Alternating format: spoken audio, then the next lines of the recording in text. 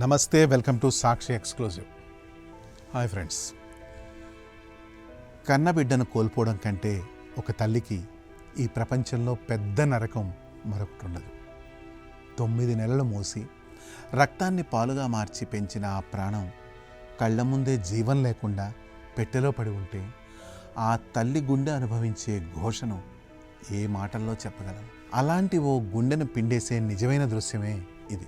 ఒక చర్చి, అక్కడ ఒక చిన్నారి తెల్లటి శవపేటిక, దానిపై అమాయకంగా నవ్వుతున్న ఆ బాబు ఫోటో, పక్కనే గుండె పగిలి కన్నీళ్లు కూడా ఇంకిపోయి శూన్యంలోకి చూస్తూ కూర్చుంది ఆ దురదృష్టకరమైన తల్లి. నల్లటి దుస్తుల్లో కదలకుండా ఒక జీవచ్చంలా మారిపోయింది. ఆ బాబు శవపేటికకు కొన్ని నీలిరంగు గ్యాస్ బెలూన్లు కట్టున్నాయి. అప్పుడే అక్కడ ఒక నమ్మశక్యంగానే అద్భుతం జరిగింది. ఆ తల్లికి కాస్త దూరంలో నిశ్చలంగా ఉన్న ఆ బెలూన్లు ఎటువైపు నుండి గాలి రాకపోయినా ఒక్కసారిగా మెల్లగా కదలడం ప్రారంభించాయి.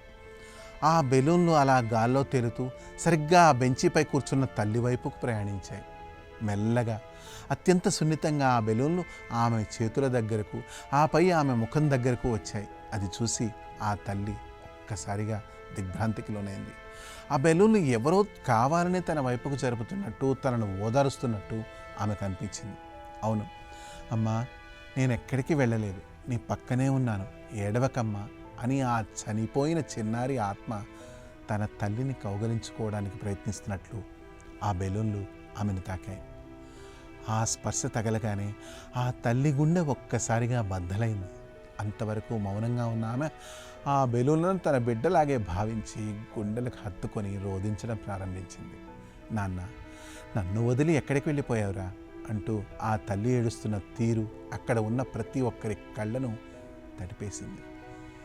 సైన్స్ దీనిని గాలి ఒత్తిడి అనవచ్చు, లేదా కాకతాళీయం అనవచ్చు. కానీ ఒక తల్లి ప్రేమ ముందు, ఆ బిడ్డ ఆత్మవేదన ముందు ఏ సైన్స్ అయినా తలవంచక తప్పదు. చనిపోయినా సరే తల్లి కన్నీళ్లను చూడలేక ఆఖరిసారిగా ఆమెను ఓదార్చడానికి వచ్చిన ఆ చిన్నారి ఆత్మకు, ఆ మాతృత్వపు బంధానికి కాలం కూడా కన్నీళ్లు పెడుతోంది. పరమ పవిత్రమైన అమ్మ ప్రేమకు ఈ దృశ్యమే ఓ సజీవ సాక్ష్యం. That's all for today. This is Harikrishna signing off a Sakshi Exclusive.